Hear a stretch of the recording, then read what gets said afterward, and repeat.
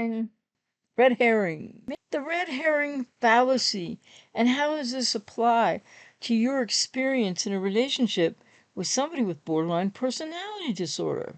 Well, the red herring fallacy is a type of fallacy which is used as a way of distracting away from the original topic that's being discussed. Does that sound familiar?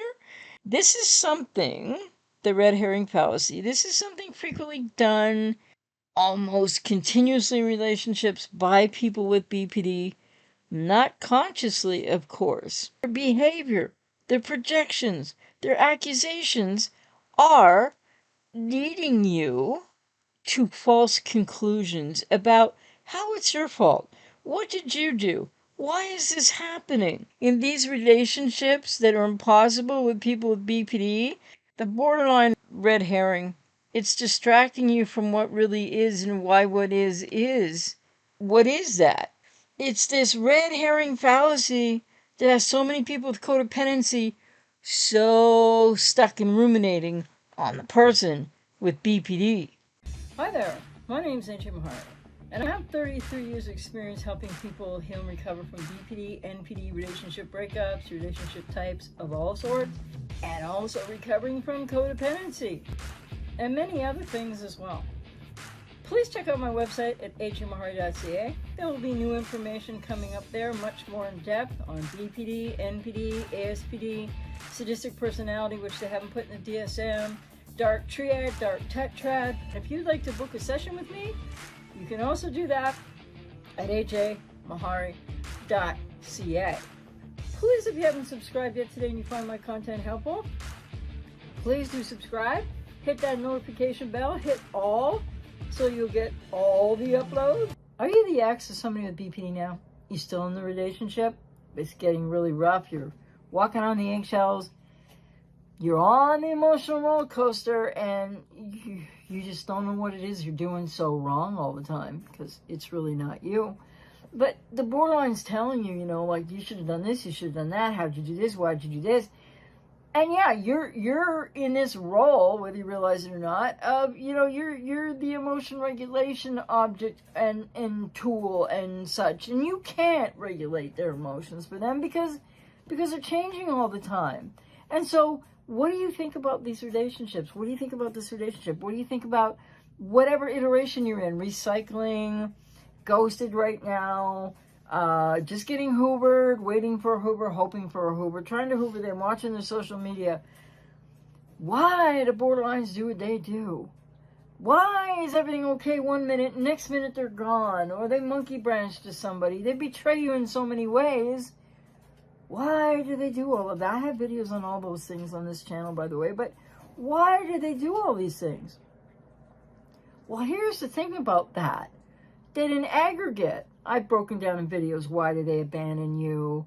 Why do they ghost you? What do you do if you're ghosted? All of that. But in the aggregate, people with borderline personality disorder, not knowing themselves, untreated, or maybe having all the patterns, suspected BPD, not diagnosed to be treated yet either, they don't have, and I've said this so many times, right, but please, this is real. They don't have a self. Not only do they have an unstable sense of self, they don't have a container of self. And so they don't have a beingness, a self from which to relate to you. And it all goes awry right there.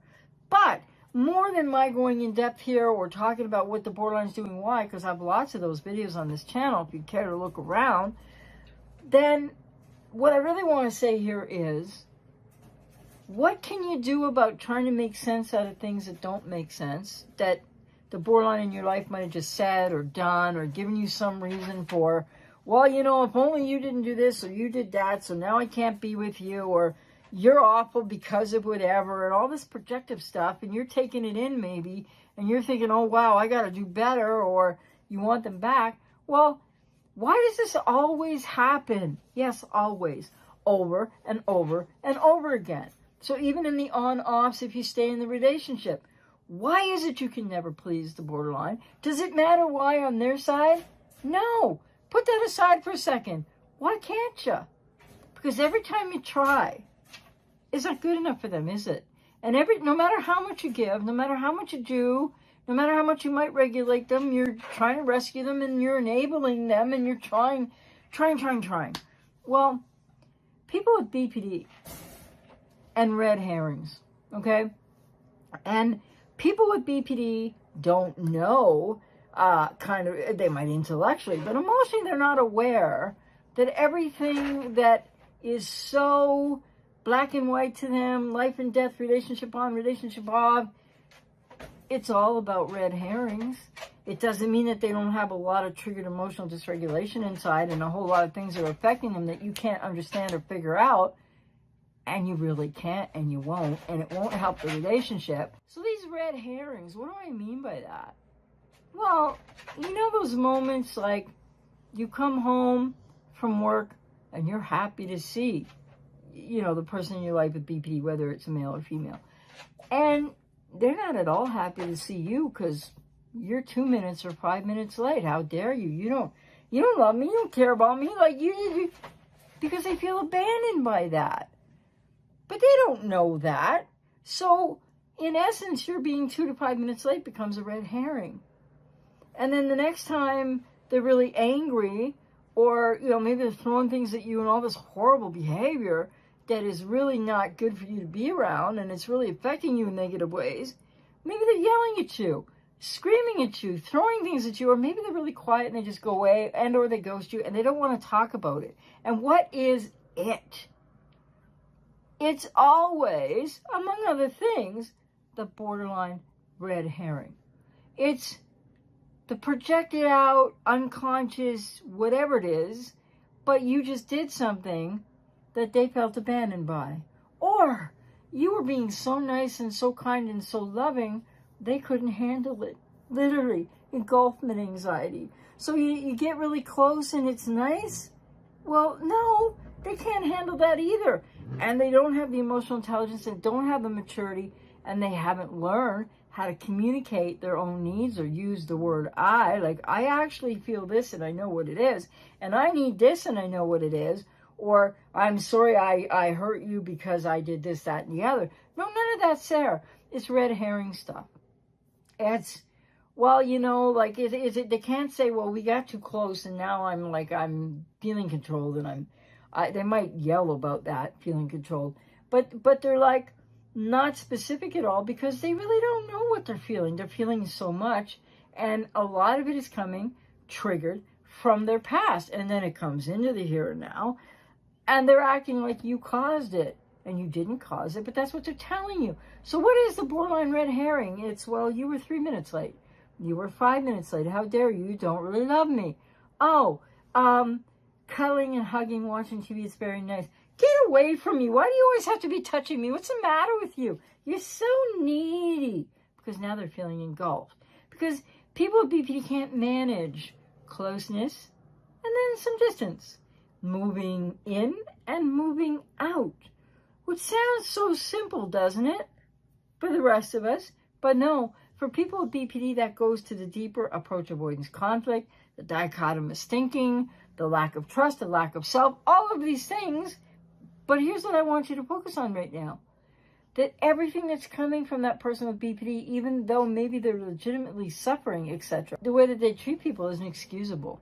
So the borderline red herring is every single last thing they're ever going to tell you for this, that, or the other thing. Why they're unhappy, why they need space, why they feel like, they won't be saying they feel abandoned, but why they're so angry at you because what did you just do? Maybe nothing. Maybe you were a little late. Maybe you answered a phone call while you were sitting there watching TV with them. And then they feel abandoned. But see, they don't know what all these different feelings, like the feelings are. So they give you all these other reasons. Like, well, you answered your phone. You were 5 minutes late. You didn't do the dishes when you said you would. Meanwhile, they're not doing anything much. And I mean, this is cliche and stereotypical. It's not true of everybody with BPD. But the borderline red herring is all of the things that they tell you that's your fault, why they now feel how they feel, or they can't stand you anymore, or for right now anyway, you're the worst person they've ever met. How dare you be like such a horrible person, inconsiderate person, whatever, fill in the blanks, right? The thing is, the borderline red herring is what you're going to experience all the time when they are reactive and they don't know why consciously. And even if they do and they haven't had enough treatment to be able to stop that, it's always going to be a red herring, which means it's not really what they say it is at all. You know, you can hear that sometimes, like everything's fine, and then all of a sudden, person with BPD gets really angry, and you're thinking, what now? Oh my goodness, nothing happened here, I don't understand. And you're really confused, and like, you want to try to prevent that, and they're like, but you, like a week ago Friday, 6 months ago from last Tuesday, I remember when you fill in the blank. It doesn't even matter what they say anymore, because these are the red herrings. These are the things that they're not aware of, because what they're feeling and why they're feeling what they're feeling, that they can't take responsibility for or emotionally regulate, etc. They're going to project it out on you, and they're going to blame you, but hardly ever does it even have anything to do with what just happened. Or if you did just answer the phone, well, the red herring is now your phone, because it's not really about that you answered the phone. It's that they felt abandoned when you answered your phone. Yes, for 2 minutes on a phone call. Or if you just looked at your phone for a text for a second. Just a second, you wanted to make sure it wasn't your mother who's just had an operation and you're waiting to hear how she's going to be. You're just, you know, good reasons people might look at text, right? As opposed to like all day text, whatever, you know. I don't know about that. But the point is, the borderline red herring is anything and everything pretty much that they tell you that you just did that caused them to be the way they're being right now. Or that's why they need space, or that's why they ghosted you, and now they're coming back to say, not that they're sorry, but that they get it now, and it'll be different. And you're there going, you know what? I don't know. I think I understand this better. I think I could do this better. And it'll be different. And the biggest red herring between the borderline and the codependent in these relationship dynamics and the on and off cycles and the never getting to the breakup or often not getting to the breakup for quite a while is a humongous big red herring, shared red herring between borderlines or narcissists for that matter and people with codependency. And what is that big red herring?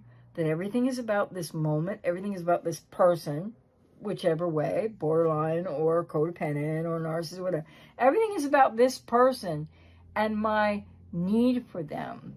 But the narcissist doesn't know that. The borderline doesn't know that. And often people with codependency don't realize you're needing this person for some reason. What is that reason? Where does that go back to? And many people with codependency don't experience it exactly like that. So the big shared red herring becomes, but we can make it work. But if we do this, if we do that, so all that we can do this, red herring. We could do that, red herring. You might know what that is. Like we could go to couples therapy. Don't do it. Doesn't work with people with BPD, especially untreated. No. She could get a therapist, red herring, whether it happens or not, because, you know, things take so long.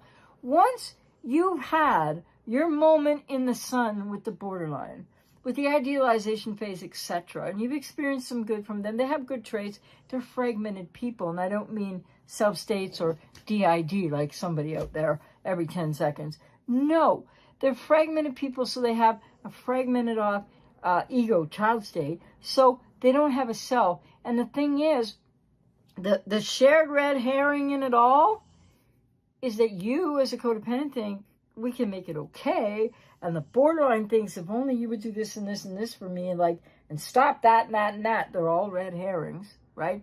Because they're not really what the problems are. So are you aware that you've been red herringed to the nines? Because everything they say to you that you just did, unless you actually did something, which is often not the case usually, or what the person with BPD is going to say you did, they're all red herrings. And you're trying to make sense out of something that never made sense in the first place in the here and now. Might make sense somewhere inside the borderline because of what happened in the past. And some things you feel so compelled to hang on to your half of the great big red herring, well, they feel really compelling too because you think, if only I, red herring, right? If only I didn't do red herring, fill in the blank. If only I did more of a red herring, fill in the blank.